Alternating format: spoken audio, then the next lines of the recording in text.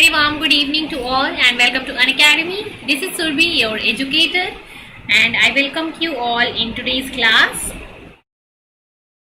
So I hope everybody is doing fine and great, and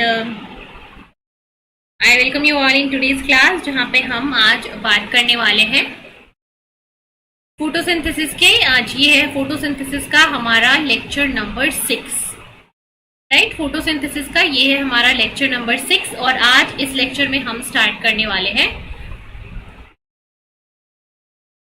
carbon fixation. ठीक है, so carbon fixation का ये होगा हमारा लेक्चर नंबर आज फर्स्ट और फोटोसिंथेसिस का ये है हमारा lecture number 6। So lecture start करने से पहले let me confirm once whether I am audible and visible और नॉट। उसके बाद सेशन को स्टार्ट करते हैं।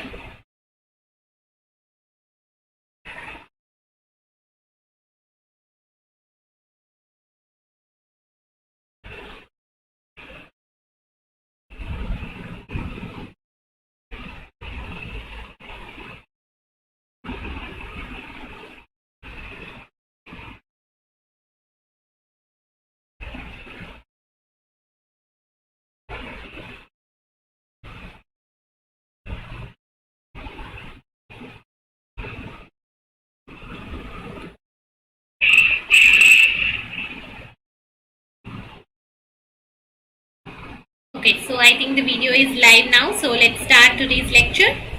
And before moving into the lecture, let me tell you few important things related to Unacademy, benefits of Unacademy, why you should join Unacademy. तो Unacademy का platform आपको बहुत सारे एडवांटेजेस, बहुत सारे बेनिफिट्स देता है। जैसे कि आपको इस प्लेटफॉर्म पे मिलेगा प्लस सब्सक्रिप्शन एक्सेस, और प्लस सब्सक्रिप्शन एक्सेस के साथ आप इंडिया के बेस्ट एजुकेटर्स के साथ ऑनलाइन लाइव सेशन अटेंड कर सकते हो। ठीक है, यहाँ पे ऑनलाइन लाइव सेशन आपको मिलेगा अनअकैडमी के एजुकेटर्स के साथ, और इन लाइव सेशन के अंदर आप अपने डाउट पूछ सकते हो, आप पोल्स में पार्टिसिपेट कर सकते हो, आप डिस्कशन कर सकते हो। यहाँ पे ये सारी बेनिफिट आपको अनअकैडमी का प्लेटफॉर्म देगा। इसके साथ आपको यहाँ पे unlimited test series, unlimited practice session, well structured, well scheduled course भी मिलता है। तो प्लस कोर्स के अंदर ये सारी बेनिफिट्स, ये सारे एडवांटेजेस आपको मिलेंगे। इसके अलावा अगर आप आइकनिक सब्सक्रिप्शन में जाना चाहते हो, तो आइकनिक सब्सक्रिप्शन आपको personal guidance, study planner, study material, expert guidance and test analysis, ये सारी अलग अलग एडवांटेजेस आपको देगा जो है वो आइकनिक सब्सक्रिप्शन के अंदर। इन सारी चीजों को, बेनिफिट्स को अगर आपको अवेल करना है तो आप उसके लिए अनअकैडमी का लर्निंग ऐप डाउनलोड कर सकते हैं प्ले स्टोर से। प्ले स्टोर पे आपको अनअकैडमी का लर्निंग ऐप मिल जाएगा जो कि बिल्कुल फ्रीली अवेलेबल होगा यहाँ पे, और आप अनअकैडमी का लर्निंग ऐप डाउनलोड करके अपना गोल सेलेक्ट कर लोगे CSIR UGC net. CSIR UGC net की कैटेगरी में आप अनअकैडमी की स्पेशल क्लासेस, प्लस क्लासेस और आइकनिक क्लासेस तीनों ही चीजें देख सकते हो। तो अनअकैडमी की स्पेशल क्लासेस जो बच्चे देखना चाहते हैं, इंटरेस्टेड हैं, फ्री क्लासेस अनअकैडमी की देख सकते हैं। वो फ्री क्लासेस होती है अनअकैडमी की स्पेशल क्लासेस। ठीक है, अनअकैडमी की स्पेशल क्लासेस होती हैं फ्री क्लासेस। और अगर आप अनअकैडमी का प्लस कोर्स ज्वाइन करना चाहते हो तो इसके लिए अनअकैडमी प्लस पे क्लिक करना होगा एंड देन आपको अपना प्लान सेलेक्ट करना होता है। ठीक है, यहाँ से प्लान सेलेक्ट करो, 24 मंथ, 12 मंथ, 6 मंथ्स में से जो प्लान आप लेना चाहते हो, and then you can just go for the subscription. यहाँ पे पेमेंट करो। पेमेंट करते टाइम ध्यान रखना दैट यहाँ पे आपको एक रेफरल कोड एंटर करना होता है and you can use my referral code that is surbi01। इस कोड को यूज करके आप अनअकैडमी से 10% ऑफ ले सकते हो प्लस सब्सक्रिप्शन के अंदर। जो बच्चे भी प्लस सब्सक्रिप्शन लेना चाहते हैं वो प्लस सब्सक्रिप्शन लेने के लिए मेरा रेफरल कोड यूज कर सकते हैं, और इस कोड को यूज करके आप अनअकैडमी पे 10% ऑफ ले सकते हो ड्यूरिंग योर प्लस सब्सक्रिप्शन। और जब आप प्लस सब्सक्रिप्शन ले लोगे तो आप अनअकैडमी प्लस के जो भी क्लासेस हैं उसको 24/7 विद अनलिमिटेड एक्सेस देख सकते हो। कभी भी कहीं भी आप उन क्लासेस को देख सकते हो, बस आपको लॉगिन करना है। लॉगिन करने के बाद वो क्लासेस आप लाइव या फिर रिकॉर्डेड देख पाओगे। इसके अलावा जो बच्चे अभी सब्सक्रिप्शन लेना चाहते हैं उनके लिए एक बहुत ही अच्छी ऑफर है। कौन सा ऑफर है वो? उनके लिए ऑफर है कि अगर आप अभी 12 मंथ्स का सब्सक्रिप्शन लेते हो, तो 12 मंथ के सब्सक्रिप्शन के साथ आपको यहाँ पे 2 मंथ का सब्सक्रिप्शन एक्स्ट्रा फ्री में मिलेगा। अगर आप यहाँ पे ले रहे हो 8 to 15 सितंबर के बीच में, तो 12 मंथ के सब्सक्रिप्शन के साथ 2 मंथ की एक्स्ट्रा सब्सक्रिप्शन आपको मिलने वाली है। इसके साथ ही अगर आप चाहते हो कि 3 मंथ का सब्सक्रिप्शन लेना, सो प्राइसेस जो है 3 मंथ के सब्सक्रिप्शन प्लान की वो आपकी हाइक होने वाली है। प्राइस हाइक अलर्ट आ चुका है, तो जो बच्चे भी 3 मंथ के सब्सक्रिप्शन के लिए इंटरेस्टेड हैं वो अपना सब्सक्रिप्शन आज ही ले ले, इससे पहले कि प्राइस हाइक हो और आपको प्राइस हाइक प्राइस में लेना पड़े। सो ये 3 मंथ सब्सक्रिप्शन जो है इसका प्राइस हाइक अलर्ट आ चुका है। सो जो बच्चे भी इंटरेस्टेड हैं वो इस सब्सक्रिप्शन को ले सकते हैं, ठीक है। यस, चलो, and a new batch that is आउटसाइन batch which is a crash course for physical science. ये नया बैच स्टार्ट हो रहा है हमारा, फ्रॉम 8 सितंबर स्टार्ट हो चुका है। तो आप इस नए बैच में भी अपने आप को इनरोल कर सकते हो और अपनी प्रिपरेशन को और भी ज्यादा बेहतर कर सकते हो, स्ट्रॉन्ग कर सकते हो। चलो, तो स्टार्ट करेंगे हम अब हमने लेक्चर को, कार्बन फिक्सेशन। यस मैम, आप कौन सी बुक से पढ़ाओगे? जो आपकी प्लांट फिजियोलॉजी की रिकमेंडेड बुक है ना, टेज एंड जिगर, ठीक है। ये जो बुक है आपकी प्लांट फिजियोलॉजी की, TAIZ एंड जिगर, जो भी आप इसको प्रोनाउंस करो, टेज एंड जिगर, या जो भी चीज जिसको जो प्रोनाउंस करना है, ये बुक को मैं प्रेफर कर रही हूँ आपके प्लांट फिजियोलॉजी के लिए।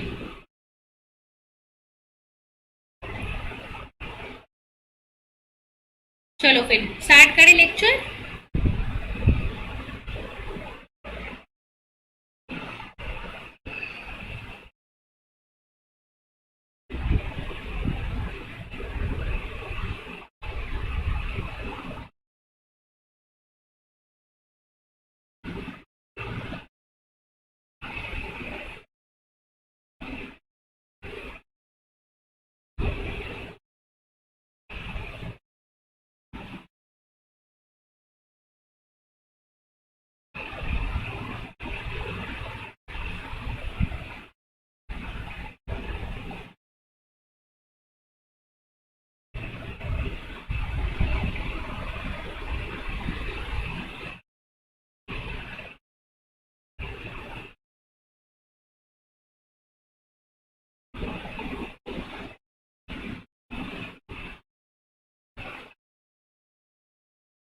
चलो स्टार्ट करते हैं, कार्बन फिक्सेशन, ठीक है। सो हमने लास्ट लेक्चर्स में, अपने जो लास्ट 5 लेक्चर्स है उसमें हमने लाइट रिएक्शन के बारे में पढ़ा है और देखा है कि लाइट रिएक्शन में क्या होता है। लाइट रिएक्शन में मेनली आपका जो क्लोरोफिल है वो लाइट को एब्जॉर्ब करता है, क्लोरोफिल लाइट को एब्जॉर्ब करेगा, ठीक है, with the help of different antenna complexes like chlorophyll, carotenoids etcetera. और इससे एंटीना कॉम्प्लेक्सेस जो है लाइट को एब्जॉर्ब करके उस लाइट को, एनर्जी को पास करेंगे टू द रिएक्शन सेंटर, जहां पे ऑक्सीडेशन रिडक्शन रिएक्शन होगा। और इस रिएक्शन में मेनली क्या होता है, वाटर की कन्वर्जन होता है इनटू ऑक्सीडेशन, मतलब वाटर का हो गया ऑक्सीडेशन, वाटर यहाँ पे क्या हो गया, ऑक्सीडाइज्ड हो गया।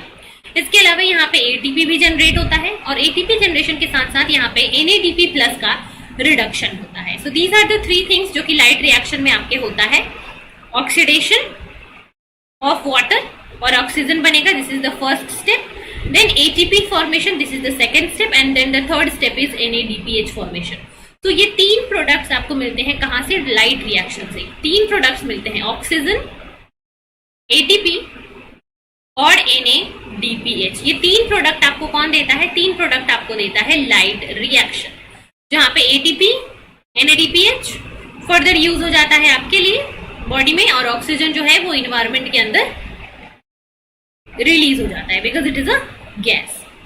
नाउ व्हाट हैपन, ये जो NADP कन्वर्ट हुआ NADPH में और ये जो ATP बना, अब ये दोनों यूज होते हैं कहां पे, कार्बन फिक्सेशन रिएक्शन में, ठीक है।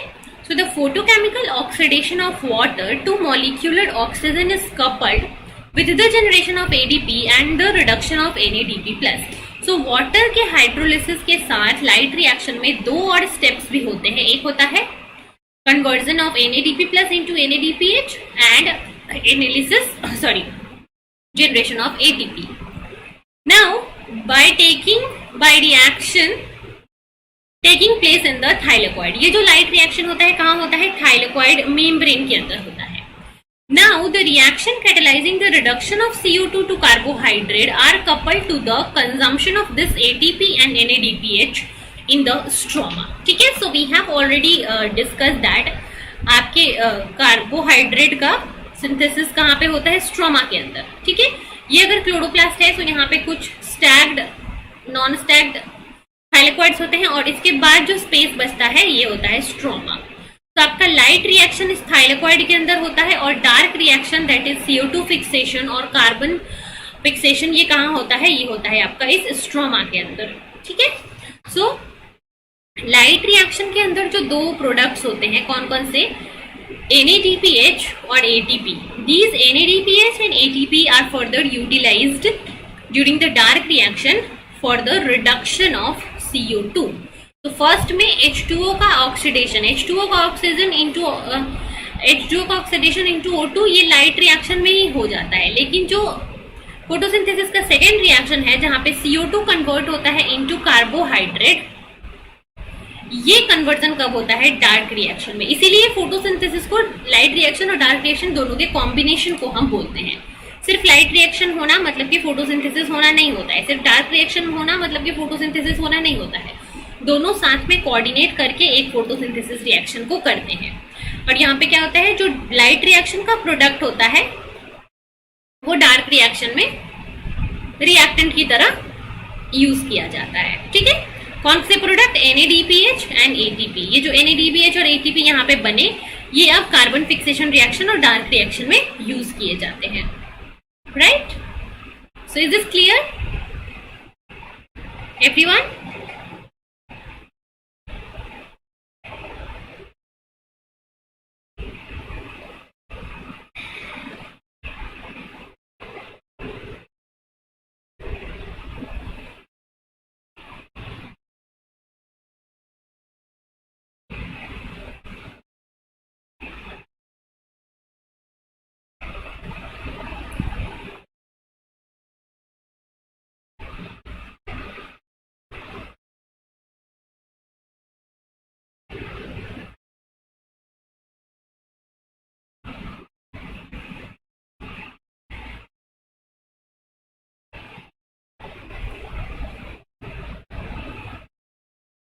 Right, is this clear everyone?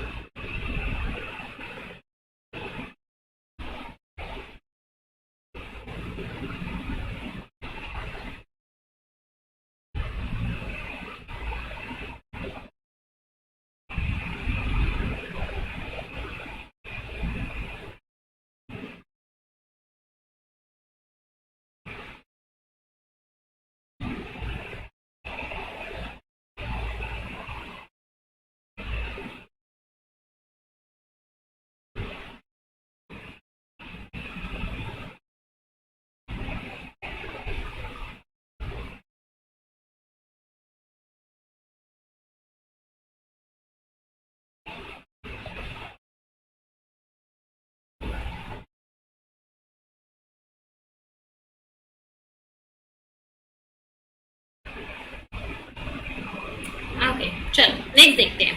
So these stroma reactions that are the carbon fixation reaction were long thought to be independent of light and therefore they are termed as dark reaction.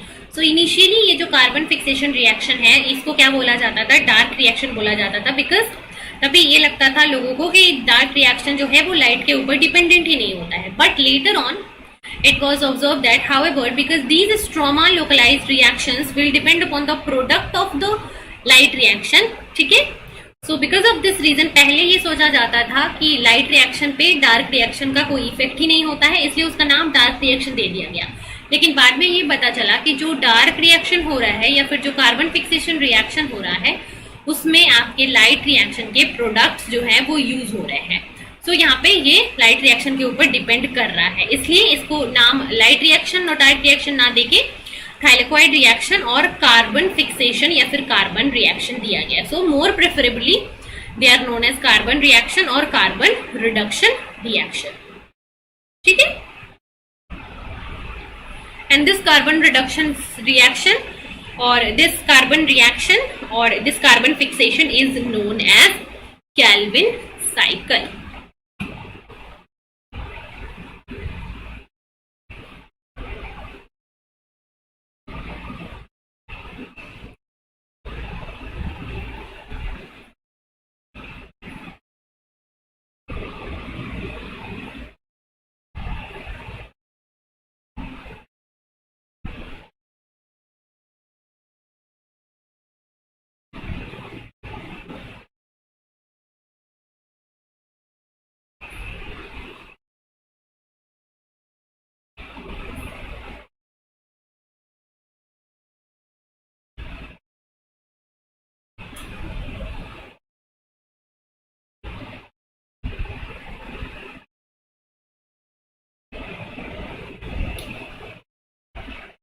Okay, I don't know.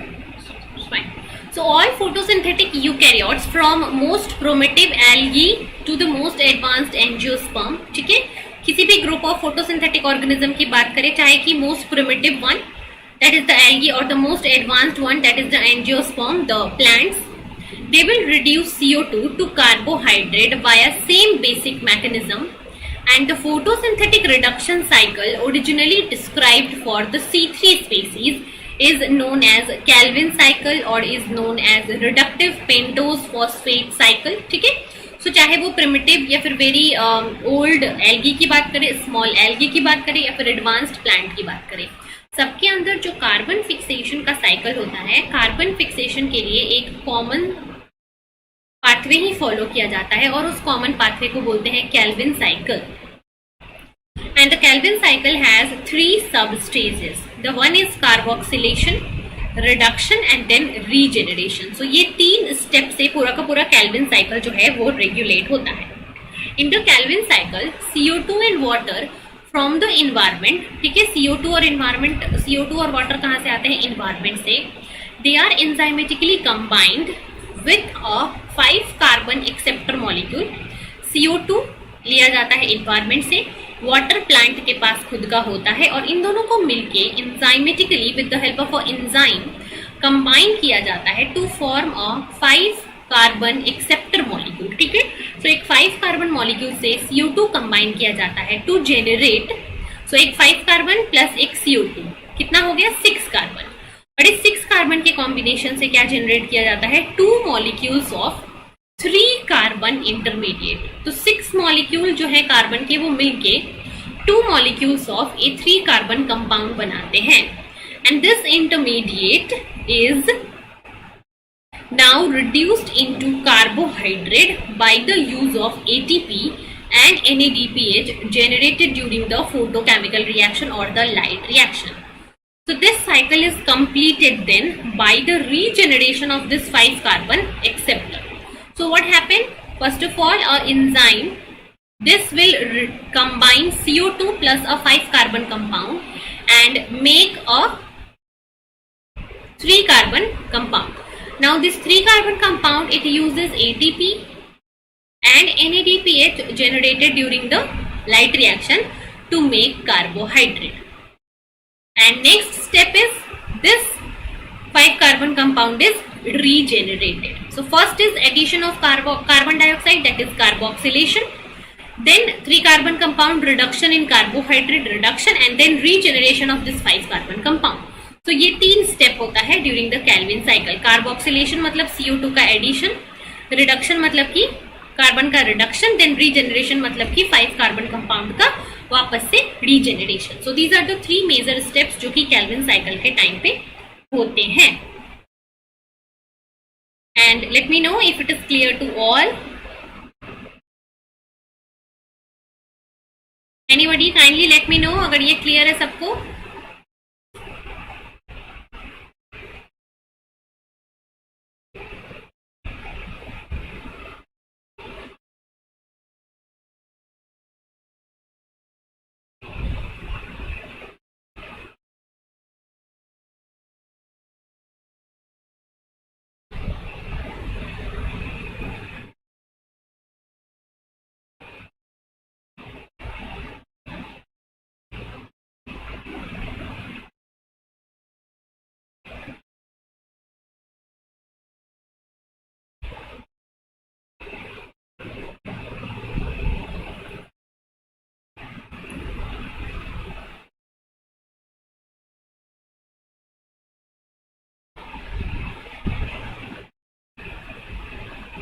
चलो, should we move ahead or any doubt here, anybody?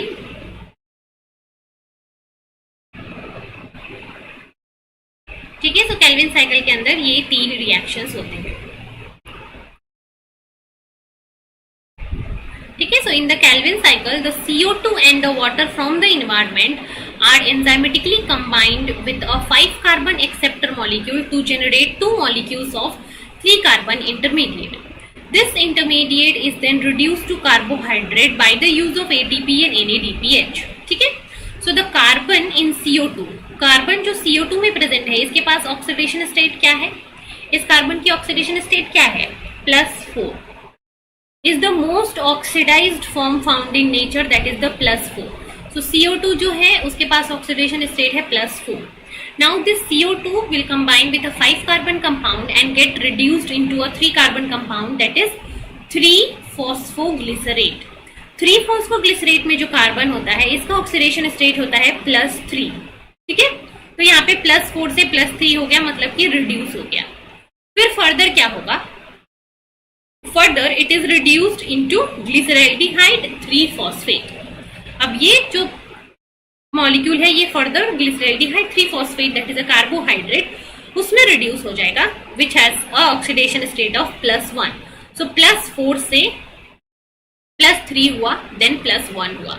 So ultimately ये क्या हो गया? +4 से +1 reduce हो गया। सो CO2 का इसलिए हम बोलते हैं रिडक्शन हो रहा है। So overall, the reaction in the Calvin cycle completes the reduction of CO2 carbon and allow the formation of organic compounds like glyceraldehyde 3-phosphate और glucose. Glyceraldehyde 3-phosphate ultimately क्या करता है? ग्लूकोज बनाता है। So this is the whole thing about the Calvin cycle. अब हम इस cycle को देखेंगे और ये जो 3 स्टेप है, कार्बोक्सिलेशन, रिडक्शन एंड रीजनरेशन, उसमें ईच स्टेप में क्या क्या चीजें होती हैं उसको अब हम देखने वाले हैं।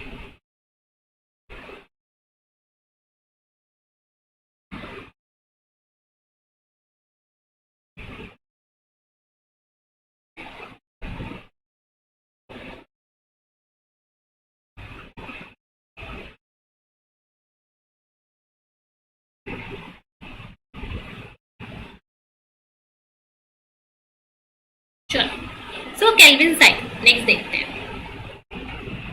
First step is carboxylation. So carboxylation of CO2 acceptor, that is a ribulose 1,5 bisphosphate. तो एक मॉलिक्यूल होता है क्या?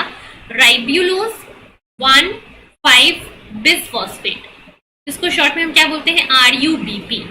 सो RUBP it is a 5 carbon sugar. ठीक है, ये 5 कार्बन शुगर जो है वो CO2 से कंबाइन होता है. This ribulose 5-phosphate combine with sugar and water, ठीक है, and the reaction is known as carboxylation. जो जहां पे भी CO2 का एडिशन होता है वो कार्बोक्सिलेशन होता है, जहां पे CO2 का रिमूवल होता है वो डीकार्बोक्सिलेशन होता है. So ribulose 5-phosphate, that is the RUBP. RUBP combines with CO2 and water to form a molecule that is a 3 carbon compound, that is 3-phosphoglycerate. ठीक है, so it will make 2 molecules of 3-phosphoglycerate, which is a intermediate in the Calvin cycle. So this is the first step of Calvin cycle, that is the carboxylation reaction. The next reaction is reduction. So what happened? The 3-phosphoglycerate, it get reduced to form a glyceraldehyde 3-phosphate, which is a carbohydrate. तो अब ये जो 3-phosphoglycerate है ये ATP को consume करके और NADPH को कंज्यूम करके कन्वर्ट होता है into glyceraldehyde 3-phosphate. Now this glyceraldehyde 3-phosphate will make different carbohydrate like sucrose, starch, right? So glyceraldehyde 3-phosphate will be formed by the reduction of 3-phosphoglycerate. 3-phosphoglycerate जो है वो reduce होके बनाता है glyceraldehyde 3-phosphate. Now what happened? Again this glyceraldehyde 3-phosphate is now, because it is 2 molecules, so some will be used to make starch or glucose and some will be again used for regeneration. So regeneration of CO2 acceptor molecule, that is RUBP, it will take place from the glyceraldehyde 3-phosphate. अब अगर सोचो इस reaction को continue होना है तो आपको कहीं से ये RUBP तो सप्लाई करना पड़ेगा ना। अगर मान लो RUBP यहाँ पे कार्बोक्सिलेशन में कंज्यूम हो गया, ये तो यूज हो गया, यहाँ पे CO2 यूज हो रहा है जो कि आपको एनवायरमेंट से मिल जा रहा है, लेकिन इस RuBP का भी तो कोई सोर्स होना चाहिए। तो RuBP इस केल्विन साइकिल के टाइम पे ही क्या होता है, रीजेनरेट हो जाता है। जो ग्लिसरल्डिहाइड 3 फॉस्फेट बना तो उसमें से कुछ ग्लिसरल्डिहाइड 3 फॉस्फेट जो है वो आपका कार्बन के कंपाउंड में कन्वर्ट हो जाता है, ग्लूकोज या स्टार्च में कन्वर्ट हो जाता है, और कुछ ग्लिसरल्डिहाइड 3 फॉस्फेट जो है वो वापस जाके रीजेनरेट हो जाता है into RuBP। So the third step during this Kelvin cycle is regeneration of CO2 into RuBP, right? So these are the 3 steps: carboxylation, reduction and regeneration. ठीक है? Is it clear?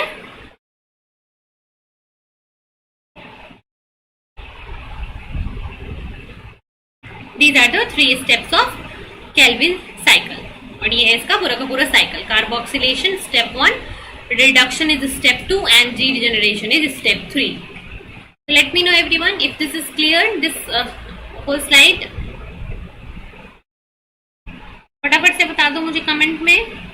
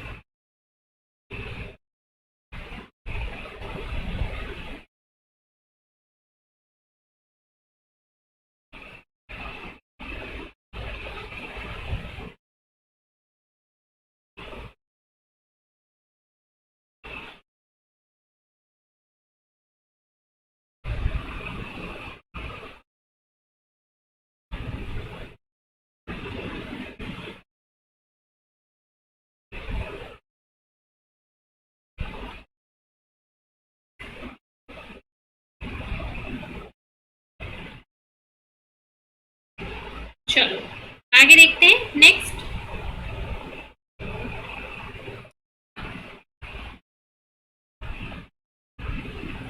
So the carboxylation of ribulose bisphosphate, that is RuBP, is catalyzed by the enzyme Rubisco. ठीक है, so Rubisco is a enzyme जो कि इस Kelvin cycle में काम करता है। Okay, so enzyme Rubisco क्या होता है यहाँ पे, CO2 enters the Kelvin cycle by reacting with ribulose 1,5 bisphosphate, that is RuBP, to yield 2 molecule of 3-phosphoglycerate, and this reaction is catalyzed by an enzyme present in the chloroplast stroma, that is the Rubisco. Rubisco का full form क्या हुआ, R for ribulose, ठीक है, Rubisco, then ribulose bisphosphate carboxylase oxygenase enzyme, ठीक है। तो ये क्या है, ये एक Rubisco एंजाइम है जो कि इस Kelvin साइकिल के first reaction that is carboxylation को कैटेलाइज करता है। हाउएवर अगर आप ये नाम देखोगे, so this enzyme is a carboxylase also and a oxygenase also, मतलब ये CO2 और O2 दोनों को ही एज अ रिएक्टेंट यूज कर सकता है। So this enzyme has a oxygenase activity also, that means oxygen can compete with CO2 for this enzyme and the substrate RuBP, ठीक है। सो हाउएवर ऑक्सीजन और कार्बन डाइऑक्साइड में बात करें तो CO2 की एफिनिटी ज्यादा होती है इस एंजाइम के लिए, बिकॉज द नेगेटिव, अगर हम बात करें कि जब CO2 प्लस RuBP कंबाइन करके रिएक्शन करते हैं, so this reaction has a negative charge और free energy is very large. So the negative charge free energy associated with carboxylation of RuBP, that means CO2 plus RuBP जो reaction है, इसका जो energy है, free energy change, वो highly negative होता है That means it is a spontaneous reaction. So this reaction is favored in a forward reaction. This reaction is strongly favored in forward reaction because यहाँ पे जो free energy change की value है वो बहुत ही ज्यादा है, और इस higher free energy change value के कारण जो रुबिस्को एंजाइम है वो CO2 को ज्यादा फेवर करता है। ठीक है, तो this is the first reason why CO2 is favoured. The next is the affinity of rubisco for CO2 is high as compare to the oxygen. ठीक है, सो फोटोसिंथेटिक सेल में जो CO2 की एफिनिटी होती है रुबिस्को के लिए वो ज्यादा होती है, एज वेल एज जब CO2 RUBP से कंबाइन करता है तो उसकी फ्री एनर्जी चेंज भी बहुत हाईली नेगेटिव होती है। इन दो रीजन की वजह से अगर हम बात करें तो फोटोसिंथेटिक सेल में जो रुबिस्को एंजाइम है उसका कार्बोक्सिलेशन रिएक्शन जो है वो ज्यादा फेवर्ड किया जाता है। कार्बोक्सिलेशन रिएक्शन इज मोर या फिर मोस्ट फेवर्ड हियर। ठीक है,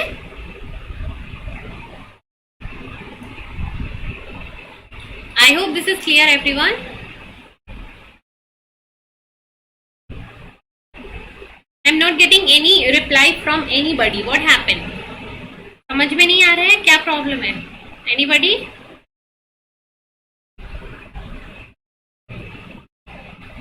What is the issue? Why no one is responding? Carbon fixation के इन सारे टॉपिक्स में अगर किसी को कुछ डाउट है so let me know in the comment.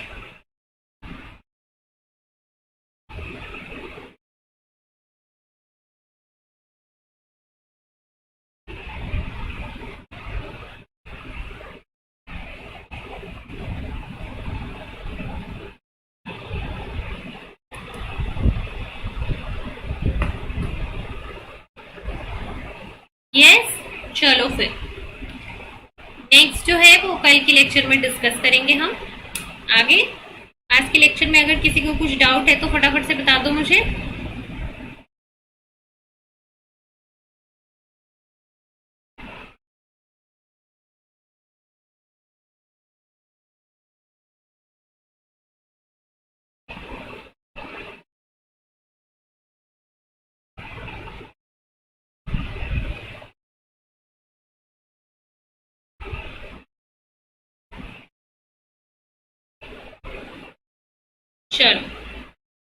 चलो फिर आज के लेक्चर को हम यहीं पे एंड करेंगे। Will continue this session tomorrow. कल केल्विन साइकिल का लेक्चर जो है कार्बन फिक्सेशन का कल कंटिन्यू रहेगा, जहाँ पे हम रेगुलेशन और उसके आगे के स्टेप्स जो हैं देखेंगे कार्बन फिक्सेशन में जो भी पॉइंट्स आते हैं। तो thank you so much. And अगर किसी को कुछ भी डाउट रहता है आज के लेक्चर में, लेट मी चेक कि पुराने लेक्चर्स का किसी को डाउट है कि नहीं, एक बार मैं चेक कर लेती हूँ। चलिए, अगर पुराने लेक्चर में किसी का कुछ डाउट हो तो मैं एक बार देख लेती हूँ, फिर हम अपने आज के लेक्चर को एंड करेंगे।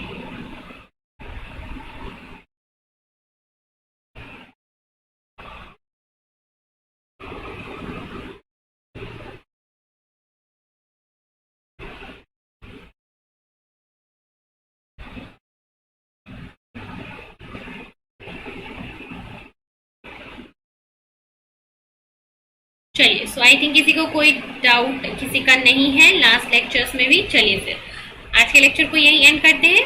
So thank you so much everyone, and if you like this video like कर देना। ठीक है, लाइक बटन को क्लिक कर देना, वीडियो को शेयर करना अपने फ्रेंड्स के साथ और चैनल को सब्सक्राइब करना और लेक्चर को देखते रहना ऐसे ही। एंड अगर वीडियो अच्छी लगी हो तो मुझे कमेंट में बताना, कुछ और हेल्प चाहिए आपको मेरे से तो वो भी आप मुझे कमेंट में बता सकते हो। So will meet tomorrow 10 PM।